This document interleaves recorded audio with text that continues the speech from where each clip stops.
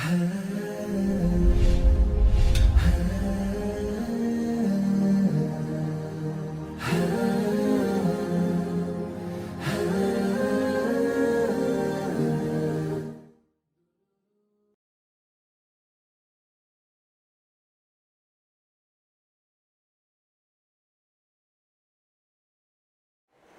لله رب العالمين والصلاة والسلام على أشرف الأنبياء والمرسلين وعلى آله وصحبه أجمعين ثم أما بعد.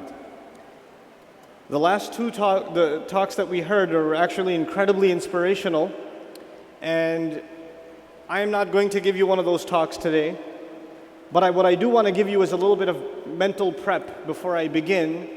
I think, what I want to share with you, I find it extremely important that Muslims have some background at least in context.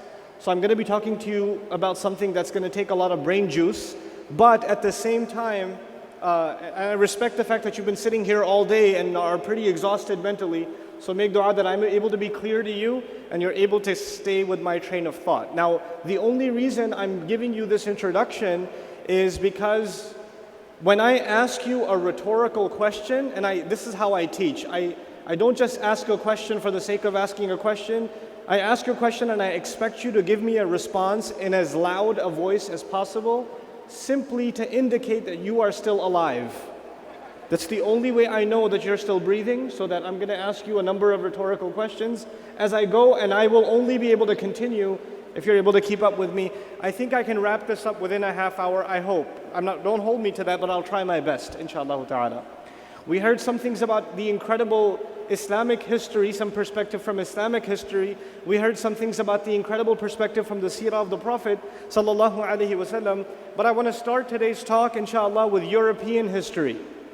Some things from European history and some perspective that all of us need, at least some background in order to understand the problem that we're facing in our time. So I take you back to European history when there's a revolt in Europe against the authority of the church. If you don't know about that, well, the summary of it is church policy in Europe. Europe was a religious society. It was dominated by the church, and church policy was extremely oppressive. The word of the Pope was equivalent to the word of God. Disagreeing with the Pope was basically what you would call an act of kufr.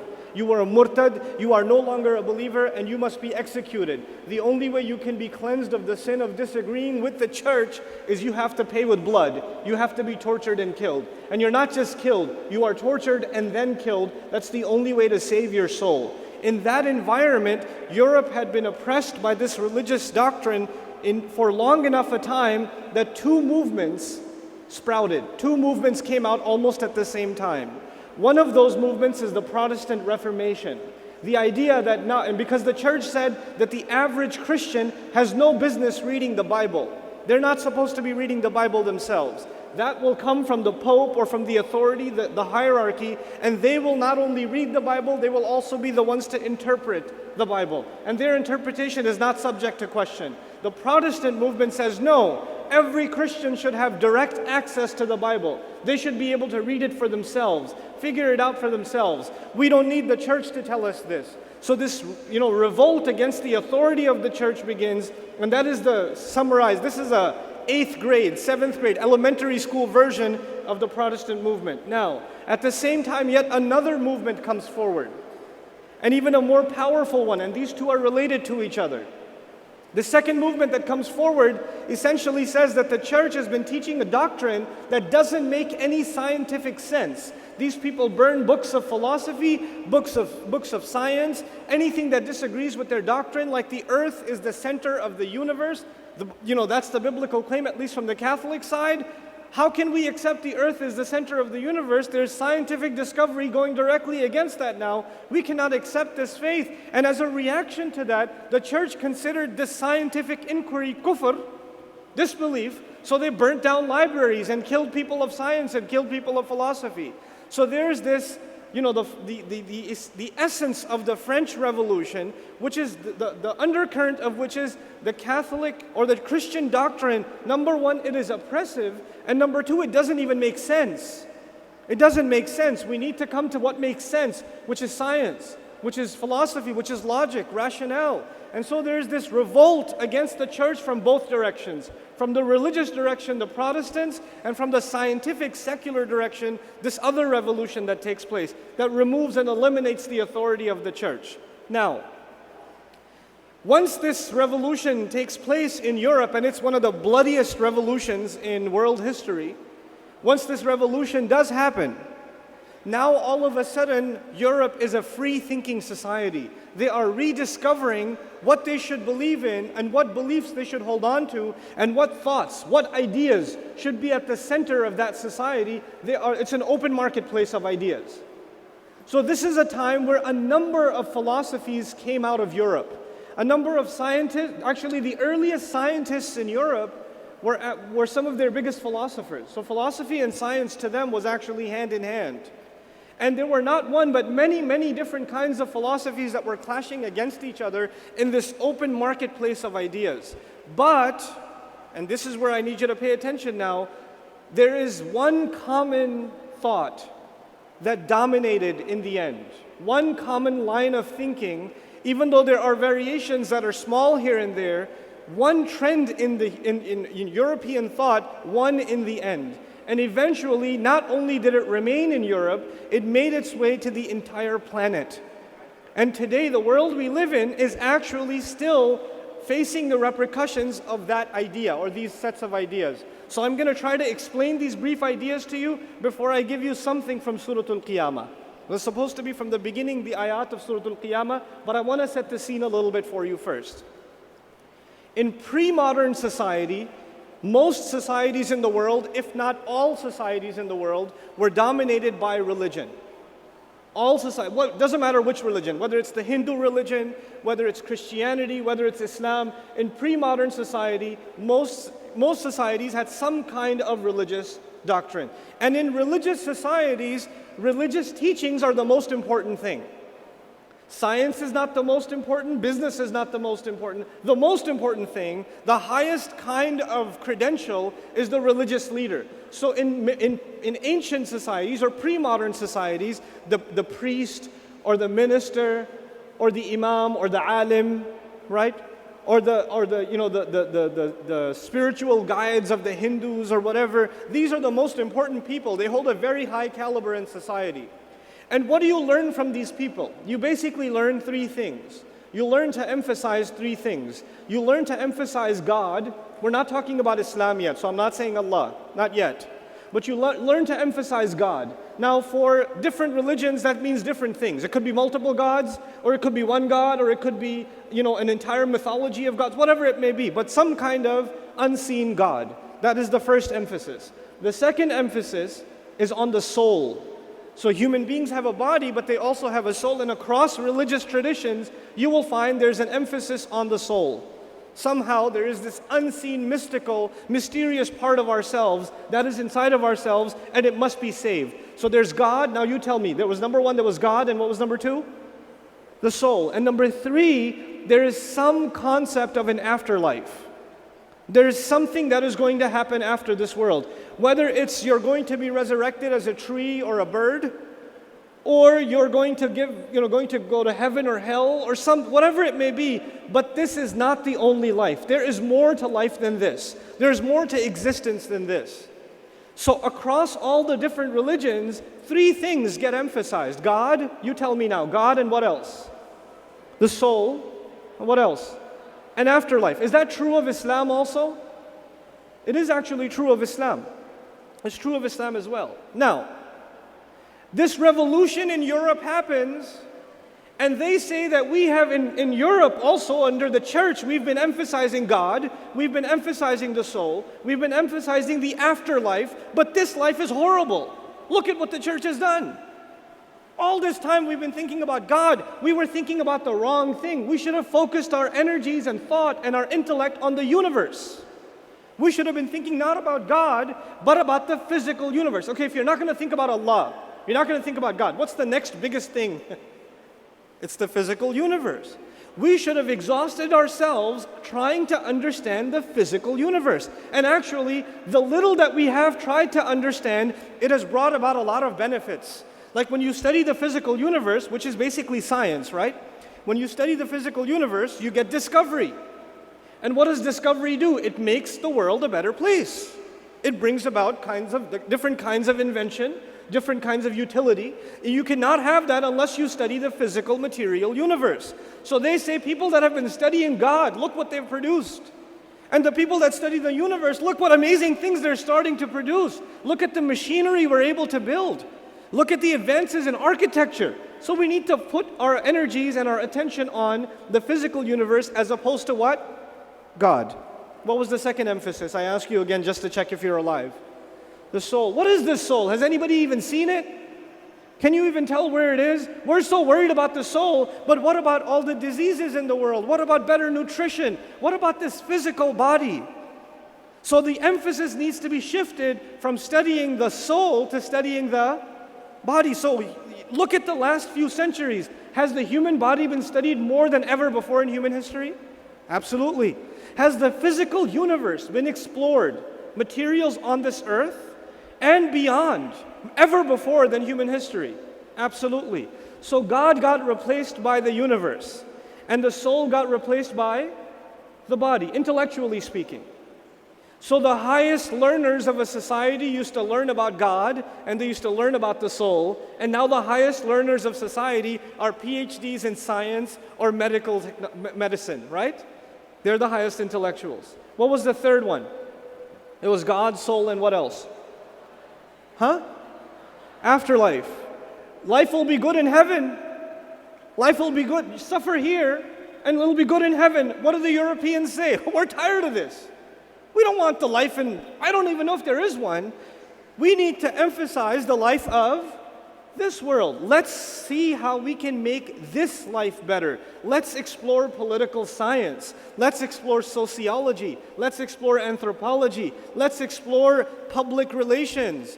Let's explore all of these humanitarian or human sciences that can make society a better place so we can govern ourselves and live better. And by the way, the more they studied these things, the more they studied, urban development, the more they studied political science, the more they studied sociology, the more they even studied psychology. Did it have a positive impact, visible positive impact in Europe? It did. Roads started getting built, buildings started coming up, trade started expanding, inventions started coming up. As a matter of fact, before the United States, what was the leading where were the leading nations of the world that everybody was envying? It was Europe.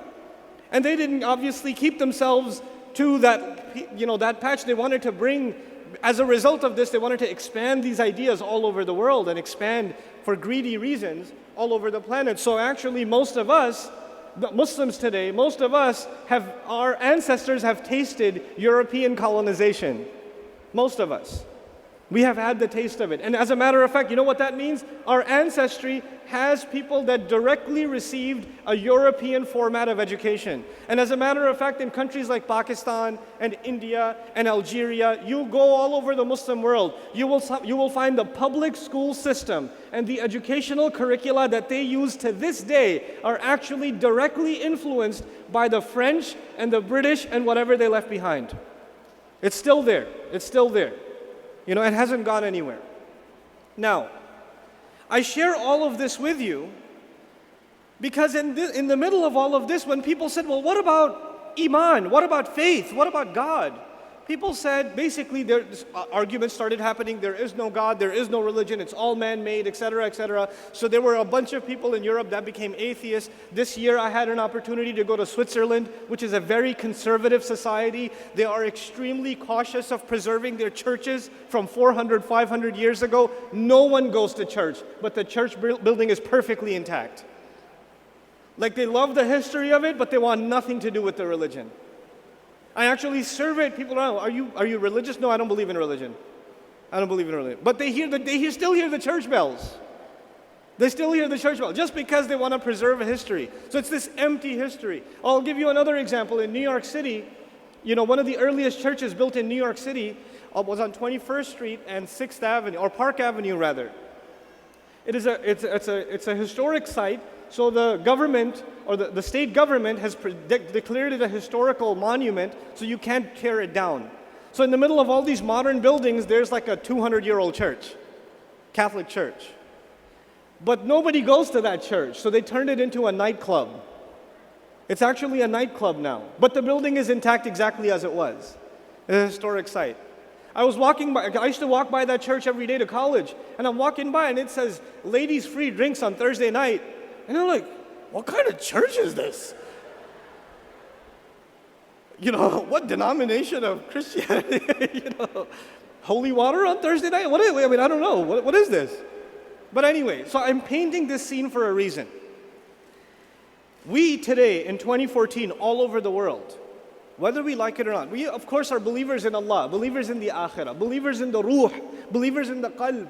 We want to protect the integrity of our heart. We want to cleanse our heart from diseases. All this conversation is really about what you can philosophically call the soul, even though it's not the best term within Islam.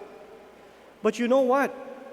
This new European thought that took over all over the world, it didn't say you don't have to believe in God. It didn't say that. It basically said you could if you want to, it's fine. You could believe in an afterlife, that's your right. If you want to believe it, it's fine. Keep it to yourself, that's fine. You don't have to let go of your belief in heaven. I think it's stupid, but you can believe in it if you want, it's fine. That's cool. But what they said is something far more dangerous. They didn't say we disagree with you. They said it doesn't matter. They said it doesn't matter. Whether you believe in God or not, who cares? Science is real. Whether you believe in God or not, medicine is real. Whether you believe in a soul or not. Whether you believe in heaven or not, politics is real. Economics is real. So let's worry about the real world. What happened to the Muslims? The vast majority of us have received a modern education. And if we have an education, it's a modern education. And as a result of that, even if we don't disbelieve in Allah, and we don't disbelieve in the Akhirah, and we don't disbelieve in in the heart and the concerns of the heart, for all practical purposes, our attitudes are no different than what the European Revolution intended. Our attitudes are no different. Practically speaking, I'll give you some practical examples so you understand this problem. You have a Muslim family living in the United States, or living in Trinidad, or living in Guyana. I said Guyana, sorry. Okay. Or they're living in, Pakistan or wherever. What do they want their children to do? What does an average Muslim family want their kids to do? Get a good education. Why do you want to get a good education? It's going to give you a good life. That same son of yours says, well, I want to get a good education, but I'd rather get a good education in Islam first. I was thinking about learning some Islam, learning about Allah. And the parents, Muslim parents with beards and hijabs, what job are you going to get? How are you going to live your life? How are you going to get married? How are you going to live a life? What do you want to do? You're throwing your life away. Somebody decides to even turn to the religion a little bit. You guys that are here, you know this already. You are not the majority of the Muslims on this island. You are the strange minority. The vast majority of Muslims here and all over the world are barely connected with Islam, barely holding on. Maybe they show up to the Friday prayer, maybe. Probably by the very end of the prayer, last one in, first one out. Maybe you'll see them in most numbers at the Eid prayer. And for those people, what role does religion play in their life? Actually, they're not alone in this. For the Christian, Buddhist, Hindu, Muslim, or any other religion in the world today, religion plays a very small part of people's lives. It does not dictate how you're going to live your life. It is not what you take inspiration from to decide where you're going to live or how you're going to raise your children. You already have all of that figured out from the priorities that were laid down for you by colonizing nations. We've indoctrinated ourselves deep in this tradition. Now, I told you in the beginning of this talk there are two movements. What were they? There was the French Revolution. What was the other movement in Europe? The Protestant Reformation, the Protestant movement. And it's really interesting what happened with them, and I need you to understand this. The Catholic tradition, overwhelmingly, the idea there is that this world is a terrible place. This world is a curse, really. The human beings will only have happiness where? In heaven. And they have been sent down to the earth as a punishment from God. So the fact that human beings are miserable in Europe is actually expected.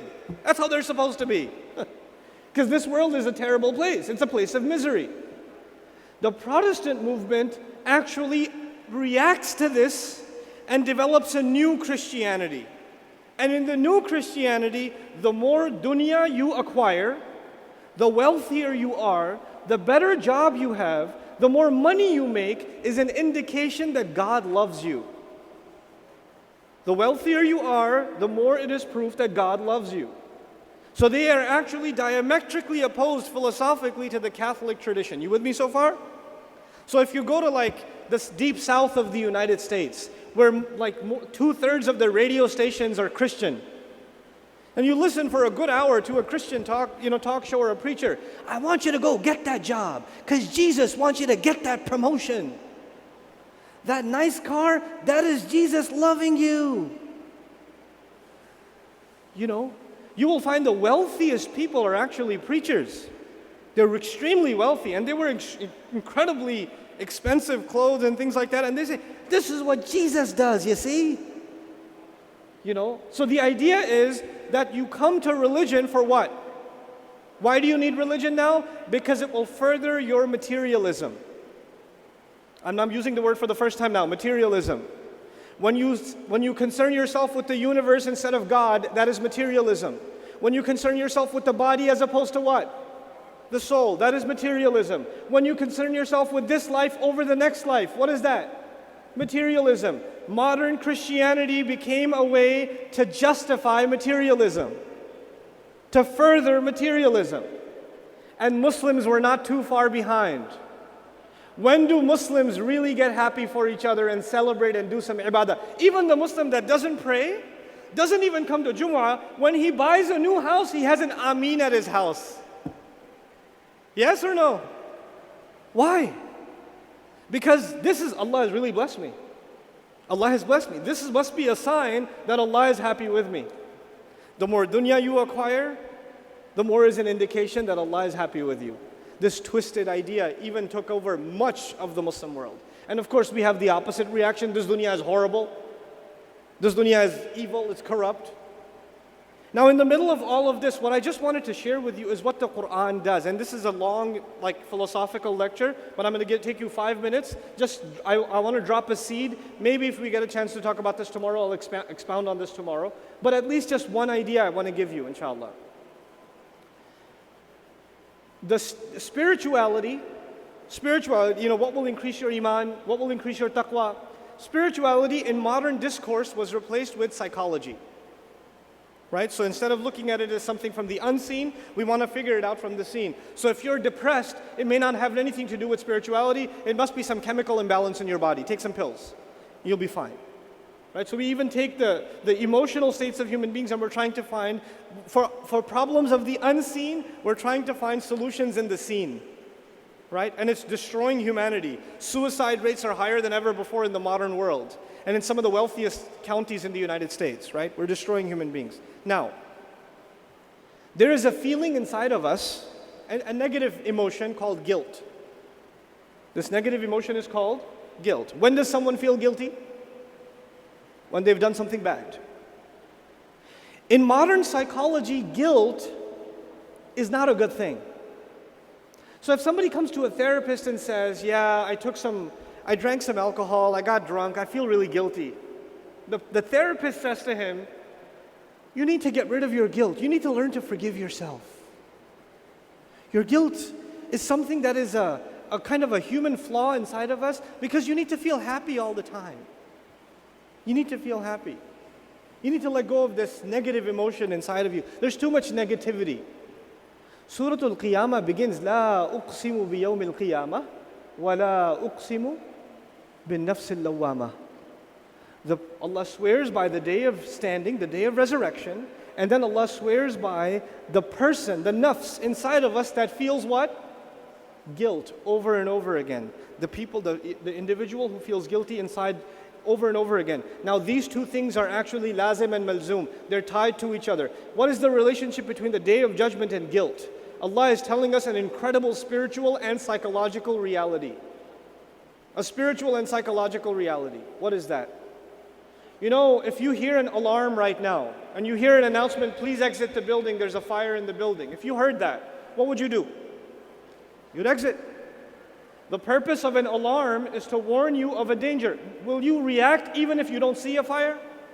Yes. What is enough for you? The alarm that woke you up. Allah created the human being with an innate sense of good, an innate predisposition towards doing the right thing. It's called our fitrah. And when we violate that spiritual programming inside of us, then Allah created a security mechanism inside of us. It is called al-lawm, an-nafsul lawama, guilt. Guilt is a gift from Allah warning you that what you are doing is violating your soul. And when will you see you don't see the danger. When you violate your soul, you don't see the danger. When will human beings truly see the danger that they were ignoring? Judgment Day. The ultimate proof of Judgment Day is the psychological sentiment of guilt inside of ourselves. The proof of Judgment Day is every time you feel guilty, and it's not just Muslims who feel guilty. Every single human being was given the gift of guilt inside of them, so they could know when they're doing something wrong. This isn't right. I don't know, I feel like I'm going to get in trouble for this somehow. Something inside me is not sitting well. You know, kids that are breaking into the teacher's desk, and they're kind of constantly looking to see if the teacher walks into the class, the feeling they have inside of them, oh, I'm going to get caught, I'm going to get caught. That lawm inside of them, and especially when they get caught and they're humiliated, all of that is lawm. Modern psychology cannot discuss this in a positive way. It can't. Because for them, there is no soul. No psychological theory will teach you soul. No therapist can tell you you have to protect your heart. We, the Muslims, are the only ones. We're the only ones. This is the only book. This prophetic model is the only model. Please listen to this carefully and I'm done. This is the only model that actually finds the balance between the seen world and the unseen world. The Catholics denied the unseen. The Protestants embraced the unseen wholeheartedly. The secularists rejected the unseen entirely. We're the only faith tradition that actually engages with the seen world, and through it, it betters the unseen reality. I'll just give you one example of that, as part of this. And that is that, for Buddhists, when they pray, they close their eyes. Or when they meditate, they close their eyes. And you'll notice in many spiritual traditions, people concentrate and meditate for hours and hours with their eyes closed. How do we pray? Eyes open. Now you tell me, if you closed your eyes and prayed, wouldn't it be easier? Honestly, tell me, would it be easier to concentrate if you close your eyes? It would be, but we don't. We keep our eyes open. Why is that? You ever wonder why that is? It's actually a fundamental of this religion. You are supposed to connect with the unseen God, the unseen Allah, while not losing sight of the fact that you're living in this world. Even in salah, we don't get to disconnect ourselves from this world entirely. We don't. Why would the Messenger of Allah, sallallahu alaihi wasallam, the most connected to Allah, why in the world would he shorten his prayer when he hears a child crying? Shouldn't he be so engrossed in prayer that he wouldn't even hear an earthquake, let alone a child crying? We are not a spiritual people at the expense of living in this life. We have to find that balance between these two things. This balance has to be restored, not just for ourselves, but for all of humanity. So many have rejected the religion completely, and as an adverse reaction, so many have become extremists in religion. All of it because we strayed away from the core teachings of this book. لا أقسم بالنفس اللوامة. Subhanallah. I know this is really philosophical, but I at least want to share some of this at this forum with you, because Muslims, we have to raise our level of thinking. All of us do. Not just the du'at and the researchers and the speakers. The average Muslim needs to learn to think heavier. I don't want a question and answer session at the end of this. Even if you have questions and answers for them, I'm not going to do one. I just want you to think just on your own. Just process things in your head. Where are we now? What is the crisis that we're facing? This modernization has made its way inside the masajid. We have to revitalize the faith of Islam from the very core. May Allah Azza wa Jal help us become the ummah that comes back to the essential teachings of this deen and are able to spread them for the benefit of the ummah and for the benefit of humanity at large. Barakallahu li wa lakum. Assalamu alaikum wa rahmatullahi wa barakatuh.